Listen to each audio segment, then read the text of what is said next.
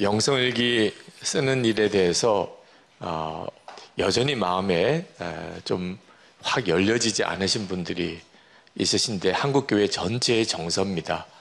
실제로 이 주님과 이렇게 친밀한 어떤 관계를 맺는 사람이 극히 적기 때문에 그렇습니다. 아주 훌륭하고 또 정말 존경이 되는 그런 분들이 계십니다. 정말 수도원적인 영성을 가지고 계신 분들. 그래서 어떤 분이 저에게 충고하기를, 목사님 그 예수님과 친밀히 동행하려고 하시는 것은 너무 귀한데 그러려면 컬럼도 쓰지 마시고 세미나 같은 것도 하지 마시고 정말 기도원에 올라가셔서 주님 바라보시면서 깊이 주님을 바라보세요, 이렇게 충고해 주시는 분이 계셨어요. 충분히 그분의 말씀 충고가 귀하다고 생각이 듭니다. 맨 지금까지 그렇게 되었기 때문에요. 그런데 사실 한번 생각해 보셔야 합니다. 우리 기독교는 절대로 어떤 도인의 종교가 아닙니다. 초인의 종교도 아닙니다. 기독교, 우리 개신교에는 성자 개념이 없습니다. 캐톨릭에는 성자 개념이 있어서 교인도 아주 구분되죠. 아주 성자 같은 사람이 있을 수 있고, 그리고 대부분은 그렇지 못하다, 이런 이해를 가지고 있는데 우리도 어느 순간에 그렇게 생각하는 것 같아요. 손양원 목사님 같은 분은 아주 특별한 분이고 그게 어떻게 일반적인 교인이 되겠어요? 이런 생각을 가지고 있는 거예요. 그러니까 예수님과 친밀하게 동행할 수 있다는 것에 대한 믿음이 없으니까 실제로 그렇게 사라지지 않는 거예요. 영성일기, 예수 동행일기는 모든 교인들이 진정으로 마음에 갈망을 갖는다면, 주님과 친밀히 동행할 수 있다는 믿음을 가지고 나도 그렇게 살고 싶다면 누구든지 그렇게 되어야 저는 복음이라고 생각합니다. 복음이 어떤 분에게는 더 주님과 친밀하게 만들어주고 대부분은 그렇지 못하다면 제가 보기에는 정확한 복음이 아니죠. 왜냐하면 주님은 모든 그리스도인 안에 오셨기 때문에. 이걸 어떻게 그러면 교인들에게 실제로 그렇게 친밀함을 갖도록 도와줄 수 있을까? 그래서 생긴 게 예수 동행 일기입니다. 일기를 한번 써보십시오. 그리고 서로 쓰도록 독려해주는 목회적인 방법이 된 겁니다. 오늘 말씀을 한번 같이 보겠는데요. 잠언 4장 23절입니다. 다 같이 읽겠습니다. 모든 지킬 만한 것 중에 더욱 내 마음을 지키라. 생명의 근원이 이에서 남이니라. 교인들에게 모두 다가 주님과 친밀할 수 있다고, 또 어떻게 하면 그렇게 될 수 있겠는지를 설명해 주는 데 있어서 가장 중요한 열쇠가 되는 부분이 마음입니다.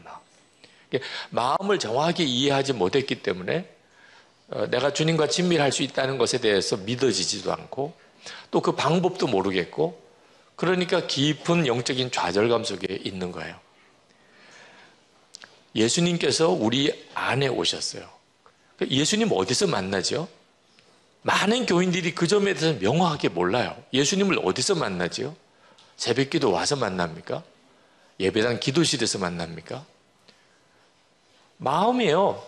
이미 우리 마음에 예수님이 오셨어요.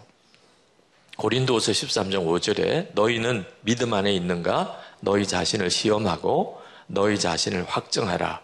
예수 그리스도께서 너희 안에 계신 줄을 너희가 스스로 알지 못하느냐?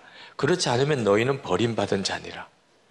어제 읽은 요한계시록 3장 20절, 볼지어다 내가 문 밖에 서서 두드리노니 누구든지 내 음성을 듣고 문을 열면 내가 그에게로 들어가 그와 더불어 먹고 그는 나와 더불어 먹으리라. 데살로니가 후서 3장 5절에 주께서 너희 마음을 인도하여 하나님의 사랑과 그리스도의 인내에 들어가게 하시기를 원하노라. 예수 믿는다는 게 뭔가? 포도나무와 가지라. 주님은 포도나무고 우리는 가지기에 우리가 주님 안에, 주님이 우리 안에 계시는 것을 말씀하고 있잖아요. 그러니까 마음이 내가 예수님을 만나는 곳이다 하는 사실을 명확하게 알게 되면, 그러면 이제 예수님을 찾아서 내가 마음에 방황을 할 이유가 없습니다. 이미 내 마음에 와 계신 거죠. 문제는 우리가 마음을 너무 소홀히 하고 있다는 겁니다. 자, 오늘 세미나에 이렇게 오실 때 솔직히 뭐 이렇게 큰 무슨 파티나 무슨 중요한 행사가 아니고 여러분이 강사도 아니지만 그래도 기본은 있죠. 기본은. 그죠? 뭐 머리도 이렇게 좀 너무 잠자다가 막 나온 사람 같지 않아야 되잖아요. 그죠? 얼굴도 좀 바를 것도 바르고 옷도 그냥 누가 보기에는 잠옷인가 이렇게 생각하는 걸 입고 오면 안 되잖아요. 꽤 신경 쓰이죠. 이렇게 한번 외출을 해서 이렇게 나올 때 어떻게 신경이 안 쓰이겠어요. 그런데 이렇게 내 외모를 신경 쓰는 만큼 마음도 신경을 쓰셨나요? 사실 성경을 읽어보면 외모보다도 마음이 더 중요하다고 수없이 강조하고 있습니다. 하나님이 보시는 것은 외모가 아니요 우리의 마음의 중심이라고 그렇게 말씀하셨어요. 우리가 그 점을 모르는 바가 아닌데도 우리는 그냥 저절로 외모 신경 씁니다. 심지어 마음은요, 아마 이 시간에 서로 마음을 열어볼 수 있다면 아마 기절초풍할 분도 앉아 계실 수도 있어요. 전혀 관리 안 해요. 뭐 미운 마음, 화난 마음, 뭐 음란한 생각, 뭐 욕심, 뭐 두려움, 절망, 자살하고 싶은 생각, 별의별 마음 가지고 얼굴만, 거울 쳐다보고 외모만 괜찮으면 그냥 나와요. 예배드리도 나오고. 이렇게 되어지는 것이 문제라는 거예요. 제가 교인들을 본의 아니게 참 속이고 살았어요. 정말 본의가 아니에요. 제가 착하게 생긴 것 때문에 착한 줄 아는 거예요, 저를. 그래서 교인들이 저를 보면 교회 이름하고 딱 맞대. 절대로 그게 아니에요. 저 때문에 이름이 그렇게 정해진 거 절대 아닙니다. 그런데도 사람들이 그렇게 말하는 이유는 순전히 제가 착하게 생긴 것 때문에.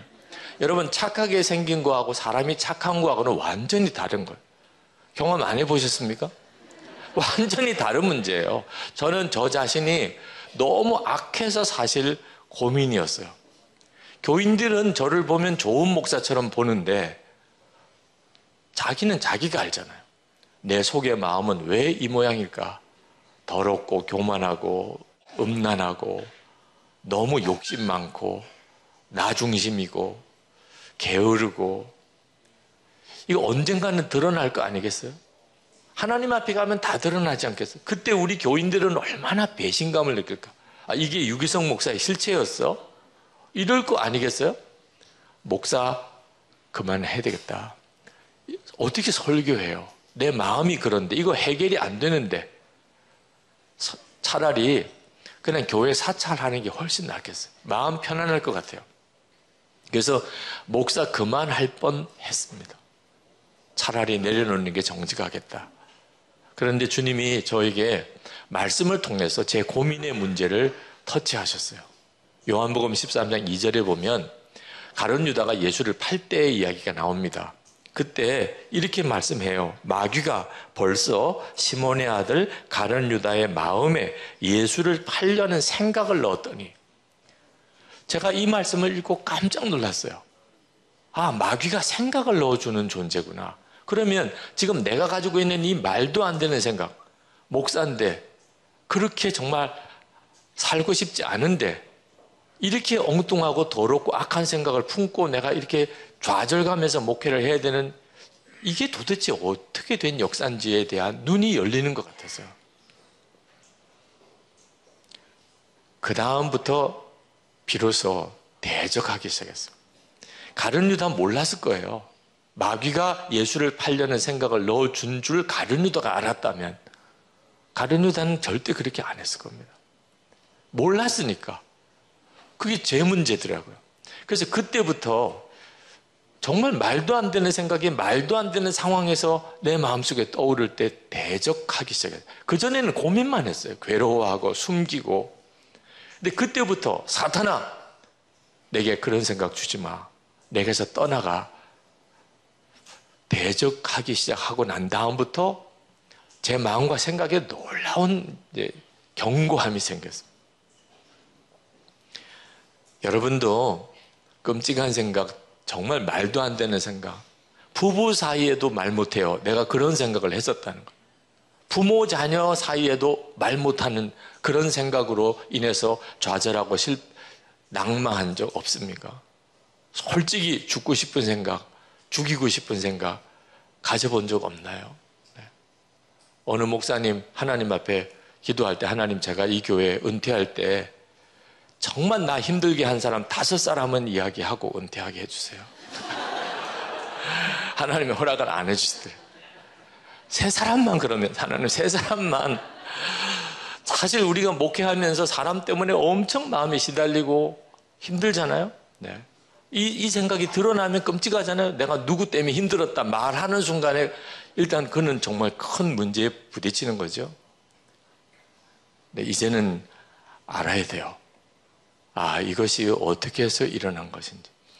우리는 우리 마음이 중요한 걸 별로 몰라요. 이해가 안 될 정도로 몰라요. 그런데 마귀는 알아요.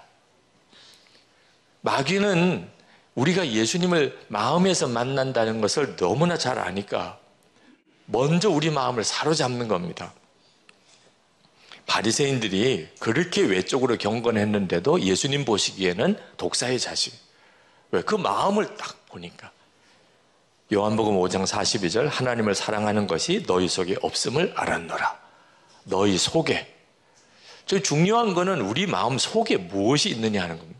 아나니아와 삽비라 부부가, 베드로가 말했죠. 사도행전 5장 3절에 아나니아야 어찌하여 사탄이 내 마음에 가득하여. 그리고 4절 중간에 어찌하여 이 일을 내 마음에 두었느냐.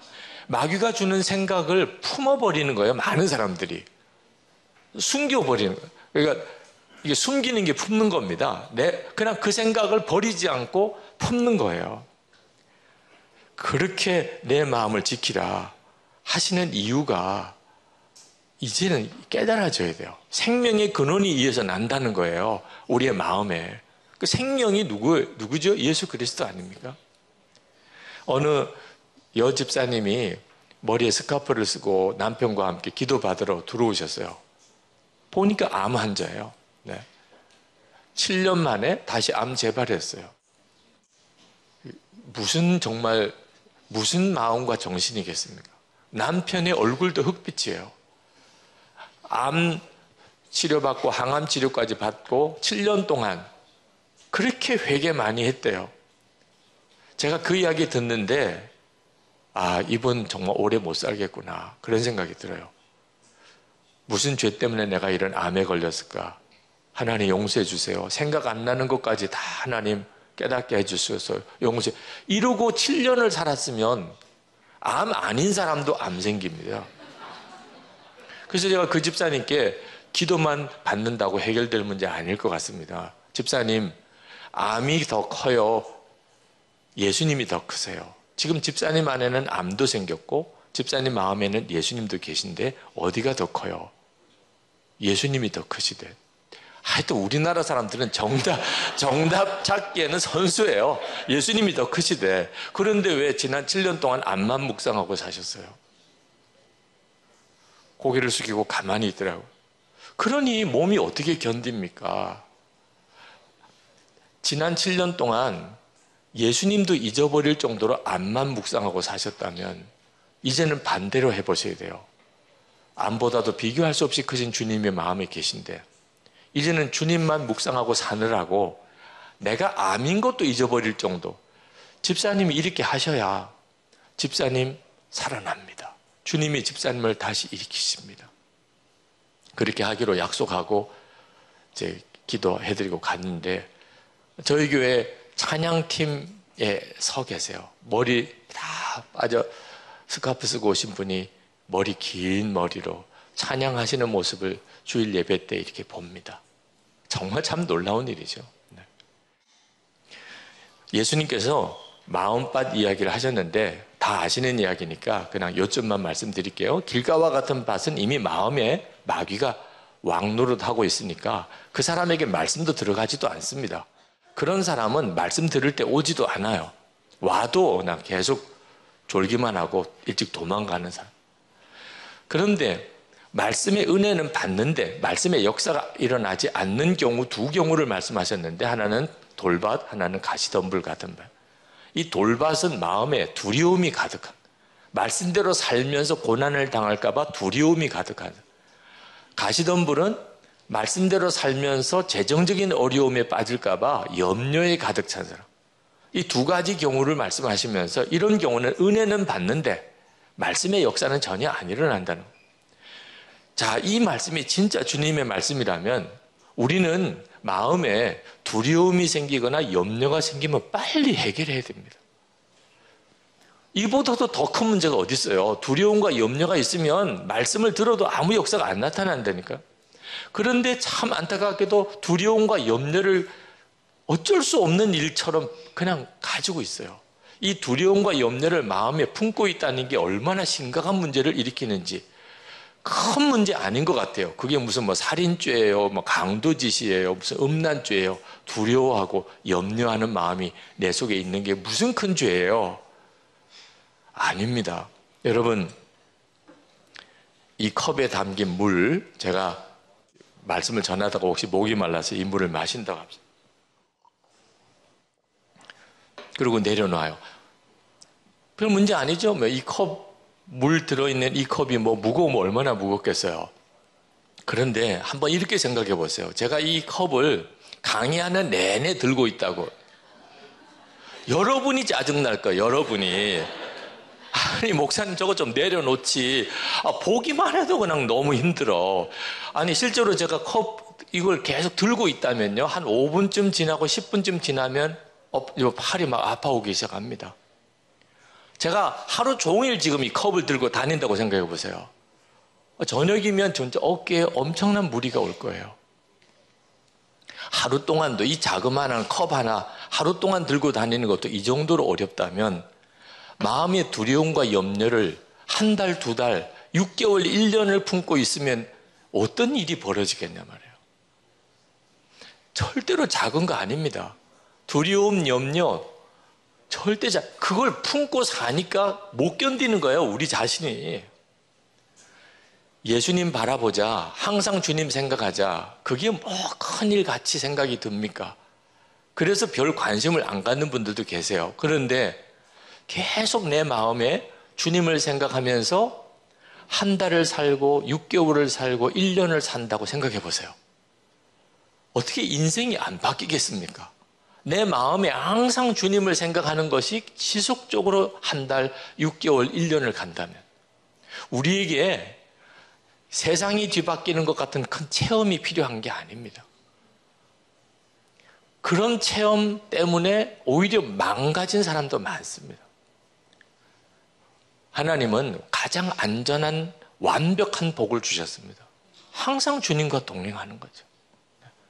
비록 내 사역이 조금 어려운 고비를 지나가기도 하고 말도 안 되는 사람을 만나기도 하고 그래도 주님은 늘 나와 같이 계셔 주시는 그 은혜, 그게 가장 완벽한 은혜라니까요. 여러분, 음식 굉장히 까다롭게 드시잖아요. 국에 바퀴벌레 들어있으면 어떻게 하세요? 손으로 이렇게 집어서 그 국물 하나라도 이렇게 다 털어서 바퀴벌레만 빼고 국은 잘 마십니까? 그런 분 한 분도 없으실 거예요. 국통 전체를 갖다 버리죠. 그 바퀴벌레가 들어있는 국통 전체를 버리는 거지. 그죠?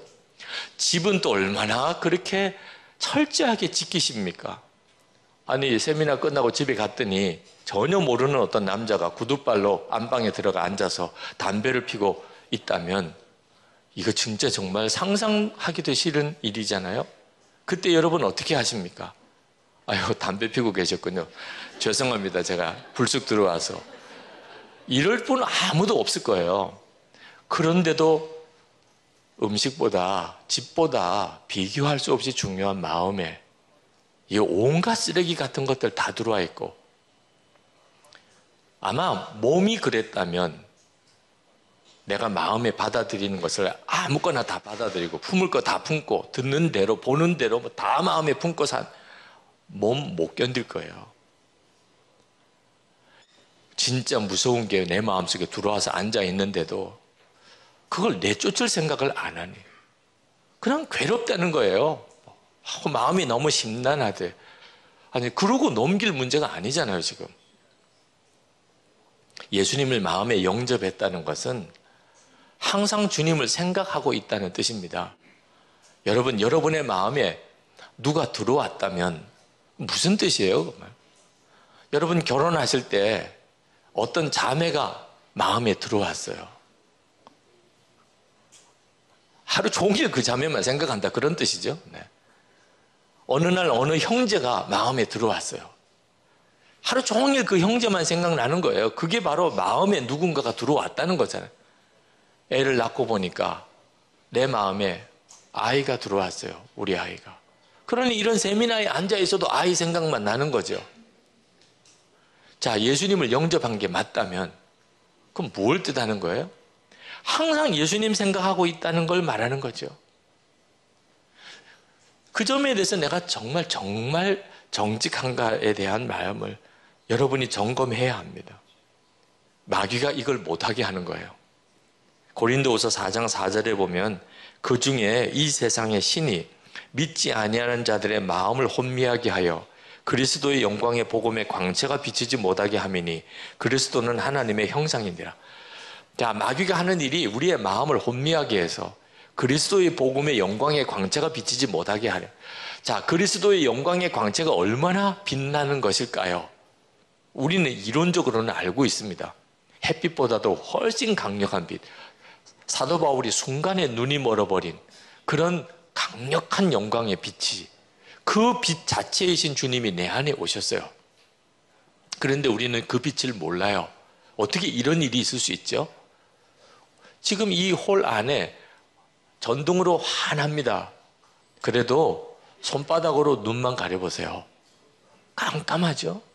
바깥에 나가서 오늘 햇빛이 참 좋은데 그 햇빛 눈 하나만 딱 가리면 그냥 깜깜해지잖아요. 지금 현재 우리의 마음의 심령의 상태입니다. 마귀가 내 마음만 혼미하게 해버리면 주 예수님을 모시고 살면서도 그 복음의 영광의 광채를 전혀 알지 못하고 산다니까. 결국은 우리 마음 안에 내가 도대체 이 분별을 잘 해야 하는 겁니다. 마귀에 의해서 내가 눈이 가리고 있는 거 아닌가. 마귀의 목적은 딱 하나입니다. 딱 하나밖에 없어요. 예수님만 바라보지 마. 이게 우리에게는 가장 중요한 문제고 결정적인 일이니까 마귀가 그것만 하지 마. 나머지는 다 허락해요. 어떤 거? 목회 열심히 하는 거. 아, 해봐. 교회가 자꾸 부흥돼요. 교회는 자꾸 늘어나요. 이건 뭐 완전히 흥분 상태에 빠져 있습니다. 계속해. 예수님만 생각하지 마. 예배 드릴 때도 예수님 생각이 안 나요. 누가 왔나? 얼마나 왔나?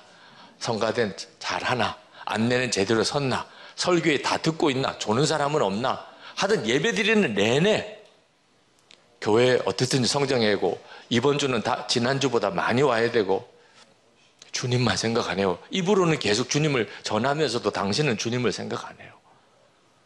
그렇게 신학 공부 열심히 하시는 교수님 얼마든지 하게 해요. 얼마든지.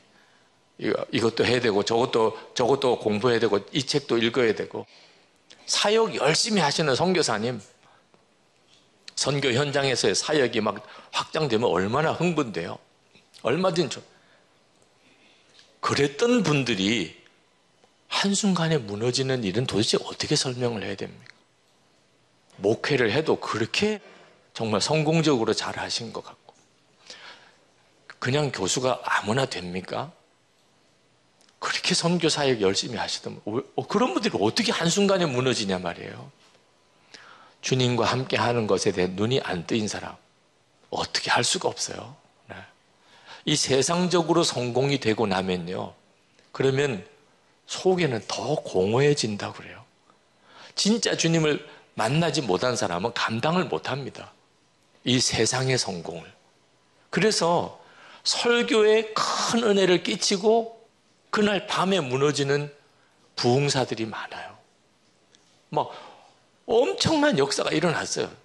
막 아멘 소리도 뜨겁고 손을 얹으면 사람들이 쓰러지고 병자가 고침받고 엄청난 역사가 일어났어요. 다 끝났어요. 오늘 저녁에 이제 다 끝나고 갑자기 허탈해지는 거예요. 이 능력과 은사 가지고 사람은 진정한 기쁨을 누리지 못합니다. 마귀가 그렇게 하려고 하는 거예요. 주님만 바라보지 마. 예수님만 바라보지 마. 스캔들을 일으키는 많은 분들, 그래서 그렇게 되는 거죠. 그 마음에 주님을 바라보는 눈이 딱 가려버리니까 그렇게 순간에 무너지는 거예요. 자, 그러면 어떻게 하면 마음을 지킬 수 있을까? 그래서 예수 동행 일기를 쓰는 겁니다. 쓰고 나누라고 하는 거예요. 쓰고 나누라. 예수 동행 일기를 쓰기 시작하면서 가장 놀라웠게 경험되는 게 내 마음이 이게 보통 심각한 문제가 아니구나. 써보니까 아는 거예요. 써보니까. 하루를 지나고 끝났을 때까지만 해도 몰라요. 근데 아침부터 저녁까지 주님을 얼마나 바라보았는지를 한번 확인해 보니까 내가 지금 심각한 문제네. 주님은 전혀 생각도 못하고 내가 도대체 무슨 생각하고 하루를 살았던 거야? 그러니 일기 쓰는 것도 쉽지 않아요. 뭘 잘했다, 놀랍다, 뭐 간증거리 이렇게 쓰면 참 좋은데. 그래서 프랭크 루박의 편지를 읽으시라는 거예요. 왜? 그분도 1월, 2월, 한 달, 2달 동안 그렇게 힘들다, 안 된다, 못한다 그렇게 썼던 거예요. 여 단계를 거치는구나. 그런데 이걸 진짜 두려워하는 분들이 계세요. 어느 목사님, 나는 절대로 예수 동행 일기 안 쓰시겠다고. 그렇게까지 또 거부할 이유는 또 뭘까? 이런 생각이 들더라고. 도대체 이 목사님이 왜 이렇게 극단적으로 말씀하시고 도대체 그 속마음이 뭐길래 무슨 마음을 가지고 있길래 도대체 나는 절대로 안 쓸 거야 이러시는지.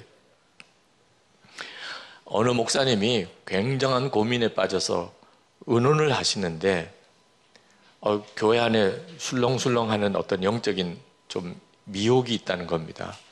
교회 나온 지 얼마 안 되는 새 가족인데 무슨 은사를 받았다고 사람들을 보면 속이 보인다는 거예요. 투시의 은사가 있다는 거예요. 그래서 뭐 당신 어제 무슨 일이 있었죠? 뭐 지난날에 무슨 일이죠? 요즘에 무슨 생각하죠? 뭐 이러고 돌아다니니까 교인들이 막 너무 힘들어 한다는 거예요. 그래서 이 사람이 진짜 성령의 은사를 받은 건지 목사님이 좀 분별해 달라고 그래서 오늘 만나기로 했다는 거예요. 무섭다는 거예요, 근데. 분별을 하겠다고 오라고는 했는데 자기를 딱 보는 순간에 목사님 마음에 뭐가 있지요? 뭐 어제 무슨 일이 있었죠? 이렇게 나오면 이걸 어떻게 하느냐 하는 거예요. 생각해 보니까 걱정될 만도 하더라고요. 네. 근데 이게 참 우리가 이렇게 엉터리 같아요. 내 마음에 와 계신 예수님은 하나도 안 무섭고 이미 내 마음에 와 계신 예수님은 하나도 안 무섭고 무슨 뭐 들여다 본다는 사람은 무섭고 이게 우리의 심각한 문제죠. 이게 언제까지 이렇게 살 거예요? 우리의 마음이 복잡 미묘하게 이렇게 되어져 있는 이유는 마음을 열지 않아서 그런 겁니다. 그동안에 마음 안 열고 계속 마음만큼은 절대로 보여줄 수 없어. 이렇게 살았으니까 내 속이 이렇게 엉망이 된 겁니다. 솔직히 지금 목사님 사모님들 여기 와 계시지만 집 열쇠 달라고 그래가지고 제가 지금 여기 계시고 저만 집에 가면 끔찍한 생각을 하시는 분도 계실 거예요. 그런 일은 절대 있으면 안 돼.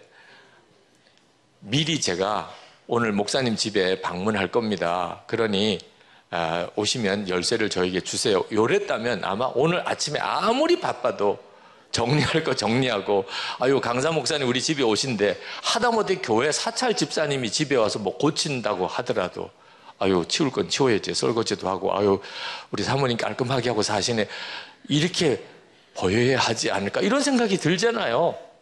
누가 내 집에 온다고 생각하니까 그때부터 정리가 되는 거잖아요. 내가 마음을 열겠다고 생각하니까 내 마음을 이렇게 두면 안 되겠다 그렇게 되는 거죠. 저는 예수 동행일기를 쓰면서 매일 저녁에 영적으로도 샤워를 하는 것 같아요. 샤워하고 자지만 몸을 씻지만 영적으로도 영성일기를 쓰면서 오늘 하루 내가 마음과 생각에는 문제가 없었으며 주님과 동행에는 오늘 이상이 없었는지를 한번 이렇게 점검하면서 그날을 정리해요. 어떤 분들은 그래요. 일기를 공개하라고 그랬더니 목사님 도무지 이게 공개해서는 안 될 내용들까지 어떻게 다 공개하고 삽니까? 영성일기는 이 예수 동행 일기는 내가 오늘 누구랑 싸웠다, 무슨 큰 죄를 지었다, 이런 것을 미주알 고주알 다 써서 나누라는 게 아닙니다. 내가 얼마나 예수님을 바라보고 살았는지를 점검하는 것뿐이에요. 그러니까 사실 구체적인 사람의 실명을 거론하거나 무슨 사건을 이야기해서는 안 될 상황이 있죠. 이 공개하면 안 되는 문제가 있죠. 우리 주님이 그걸 모르실까요? 오늘 참 힘든 일이 있었습니다. 정말 마음으로 새기기도 어려웠습니다. 그래서 나도 모르게 좀 거친 말도 하고 그것 때문에 마음이 너무 많이 상합니다. 근데 제가 그 순간에 주님을 바라보지 못했다는 것을 깨달았습니다.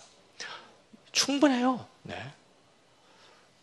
예수 동행 일기는 주님과 동행하는 것 자체를 점검하자는 거지, 내게 있었던 것 미주알 고주알 다 쓰라는 거 아닙니다.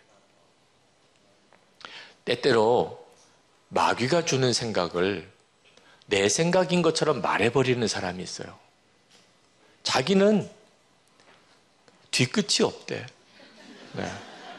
자기는 솔직하대.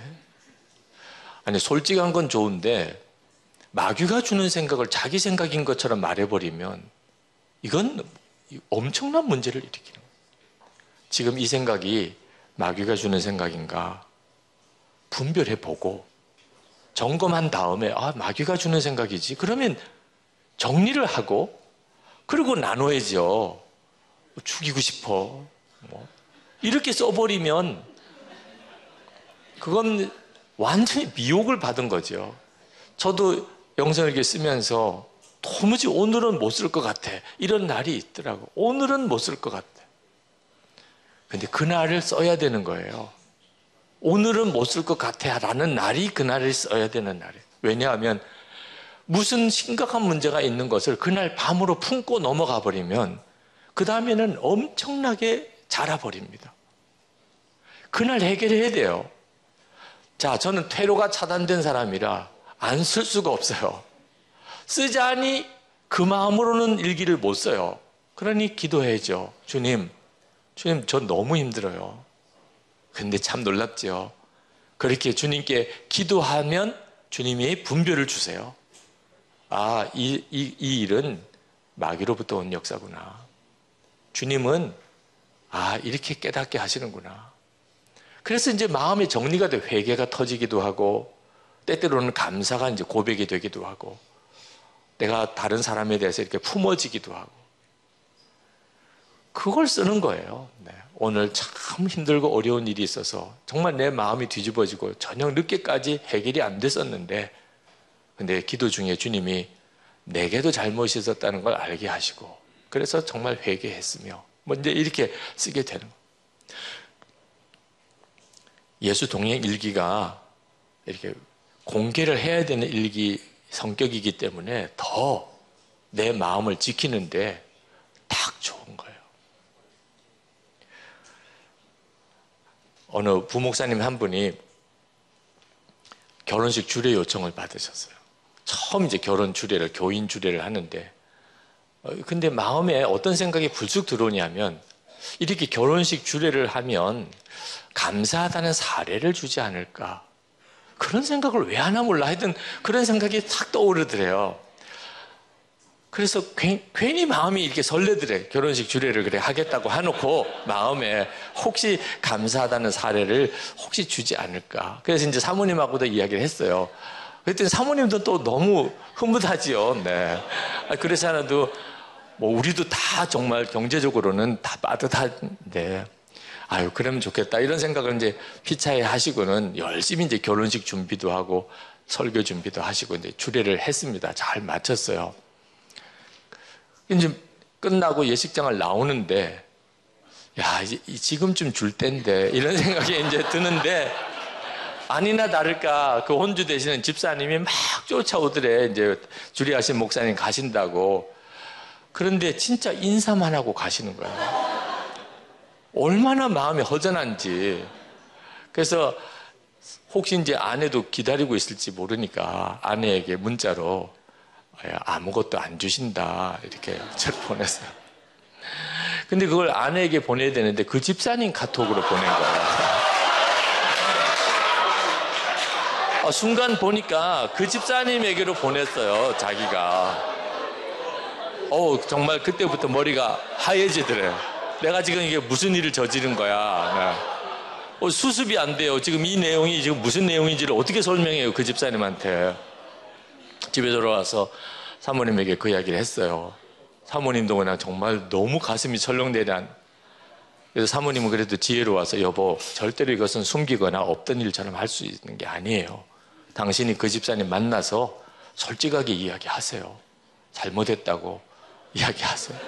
그때 목사가 할 수 있는 게 따로 있지. 그 순간에 사실 내가 돈을 조금 바랬고 뭐 이런 이야기를 어떻게 해요.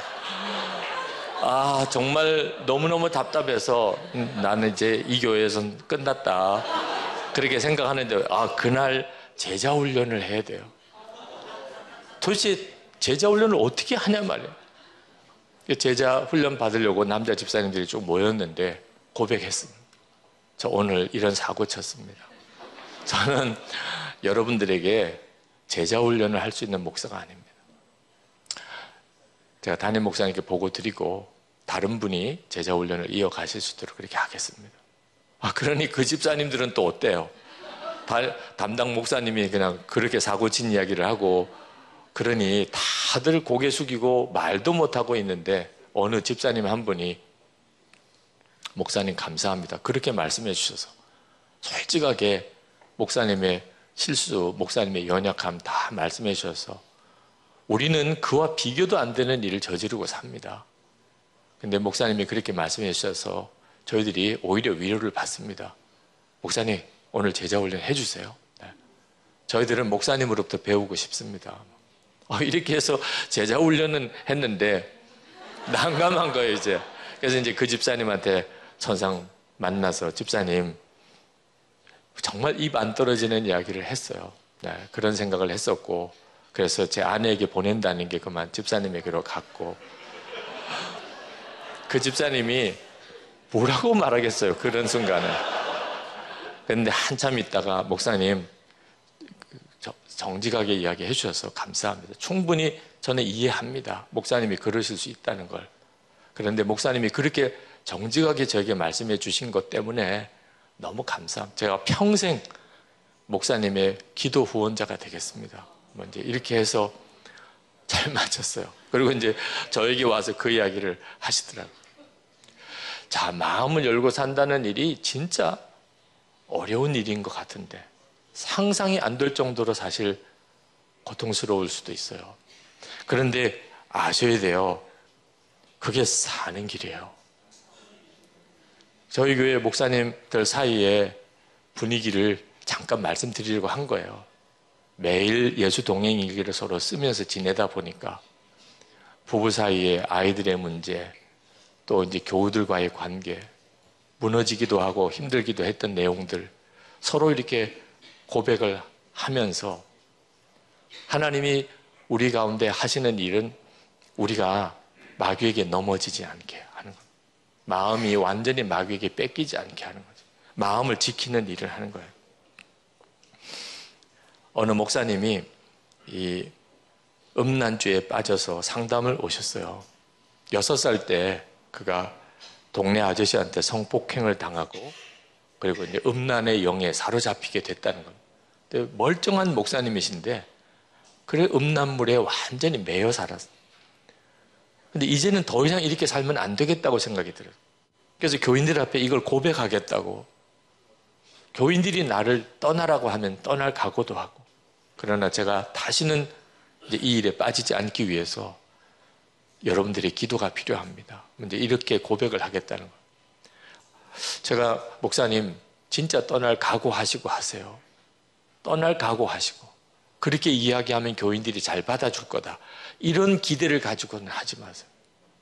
교인들이 안 받아주면 난 그냥 떠난다. 그러고 할 수 있다면 하세요. 그리고 그건 하나님의 역사 같으네요. 근데 그때 그 목사님이 갑자기 그런데 목사님 제가 그렇게까지 이야기를 했는데 여전히 다시 또 음란물에 빠지면 어떻게 하나요? 이렇게 이야기하시는 거예요. 사실 우리가 다 그런 고민을 가지고 있죠. 교인들에게까지 다 이야기하고 고백하고 이제 뭐 교인들도 다 그 점을 받아주고 기도도 해주고 뭐 이렇게까지 했는데 또 음란물에 빠지면 어떡하나요? 제가 그때 알았어요. 목사님의 진짜 문제는 그냥 마음이 괴로운 정도에 그치고 있다. 이 음란죄에 빠지는 게 얼마나 무서운 건지를 아직 목사님은 진짜 모르시고 계시겠다. 그러면서 최근에 이제 그 추문으로 인해서 완전히 파탄이 난 목사님의 케이스를 이야기했어요. 굉장히 유명하고 잘 알려지신 분인데 그 목사님은 마음에 목사님 같은 이런 갈등이 없었을까요? 수도 없이 갈등하셨을 거예요. 성령의 근심이 있었을 겁니다. 그런데 결국은 다른 사람에 의해서 자기가 피해를 준 사람에 의해서 그 문제가 폭로됨으로 인하여 완전히 가정 파탄에 사역 다 파탄. 아마 그 목사님의 영혼은 구원받을 수 있을지 모르겠어요. 진심으로 회개하고 하나님 앞에 갈 때까지 정말 회개했다면 그 죄로 인해서 그가 지옥에 가지는 않을 수도 있겠지만 이 끔찍한 일은 참 너무 안타깝잖아요. 목사님이 저지르고 있는 그 음란한 일이 얼마나 무서운 결과를 가져오는지를 목사님이 아직도 모르니까 다시 돌아가면 어떻게 되나는 생각까지 하는 겁니다. 이건 진짜 파멸이에요. 그랬더니 그분이 비로소 목사님 알겠어요. 제가 왜 아직도 미련을 두고 있는지, 여전히 음란에 대한 미련을 제가 두고 있는 거. 제가 아직도 진짜를 눈뜨지 못했군요. 여러분, 우리 마음이 어떤 상태가 되는지 하늘과 땅 차이예요. 주님과 온전히 교제하고 나가기 시작하면요, 작은 죄가 없어요. 작은 죄가. 그런데 영적으로 둔감해지기 시작하면요, 심각한 큰 죄도 아무렇지도 않게 여겨져요. 그러니 이게 마음을 계속 열고 사는 일이 얼마나 중요한지 모릅니다. 그리고 우리가 목회하면서 정말 붙잡아야 될 게 예수님의 마음입니다. 예수님은. 우리 감리교회에 전도 참 열심히 하시는 젊은 목사님 한 분이 계신데 어느 날 이제 그 동네에 알코올 중독자 전도 신방을 가실 때 이야기를 하셨어요.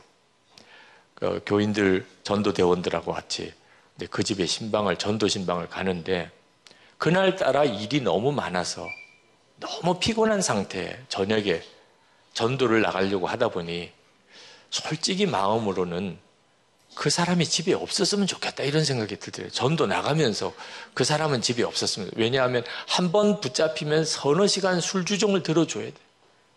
그 영혼을 구원하려고 하는 마음으로 가기는 가지만 이건 그날따라 너무 마음에 부담이 되는 거예요. 이 전도대원들이 또 다 모였기 때문에 안 갈 수는 없고 갔는데 집에 사람이 없는 거예요. 그 목사님 마음이 얼마나 기쁜지, 와, 오늘 일찍 집에 들어가겠구나. 근데 전도대원들은 너무 안타까운 거예요. 한 번 두들겨보고 끝날 문제가 아니에요. 그래서 또 두들겼죠. 없어요. 또 두들겼어요. 없어요. 전도대원들은 더 안타까워요. 이만하면은 안 계시다고 포기할 것 같은데 계속 더 두들겨 보라는 식의 이제 얼굴 표정이니 우리 7번까지 해봅시다. 마지막 7번째는 진짜 없었으면 좋겠다는 간절한 기도까지 나올 정도 였었다고 그러시는데 안 계신 거예요. 그러니 어떡합니까? 그 집 앞에서 전도대원들하고 같이 이제 그 영혼을 위해서 기도하고 그냥 그날 집으로 일찍 돌아오셨어요. 편안하게 그날 저녁에 쉬고 그 다음날 새벽 기도를 가셨어요. 그때까지도 별 생각이 없었는데 새벽 기도 때 갑자기 주님의 말씀이 임했어요. 이놈아, 넌 어떻게 목사의 마음으로 전도하냐? 내 마음으로 해야지. 처음에는 그게 무슨 말인지 못 알아들었대요. 이게 지금 무슨 말씀이지? 어제 전도할 때 그때 가졌던 우리 목사님의 생각이, 야, 전도 목사의 마음으로 하면 이렇게밖에 못하는 거구나. 주님의 마음으로 해야지. 남편을 향한 마음도, 아내를 향한 마음도, 남편의 마음, 아내의 마음은 한계가 있는 거예요.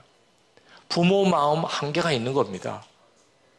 교인들을 향한 마음도, 목사 마음 한계가 있는 거예요.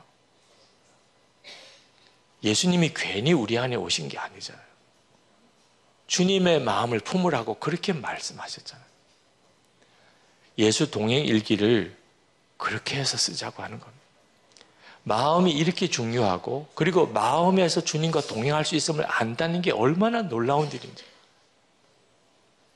이제 중요한 것은 그것을 얼마나 꾸준히 하느냐 하는 거예요. 이번 세미나 이제 아주 중요한 단계가 하나 남았는데요. 예수 동행 일기를 실제로 써보는 일엔 여기 참석하신 여러분들의 결단에 달려있는 거예요. 어떤 분은 꾸준히 쓰실 분도 계시고, 어떤 분은 그냥 세미나 들은 것으로 의미를 찾으시는 분도 있으시고, 이거 정말 권해드리고 싶어요. 어느 한순간에는 이 일이 시작돼야 됩니다. 예수 동행. 이제 내 삶의 모든 것은 예수님과의 동행이라. 그런데 그것을 매일 일기로 체크하고, 그리고 뜻이 맞는 사람들끼리 서로 함께 가자. 이 결단이 어느 시점쯤에는 시작이 되어야 1년이 지나고 3년이 지나고 7년이 지나면 역사가 있는 거예요.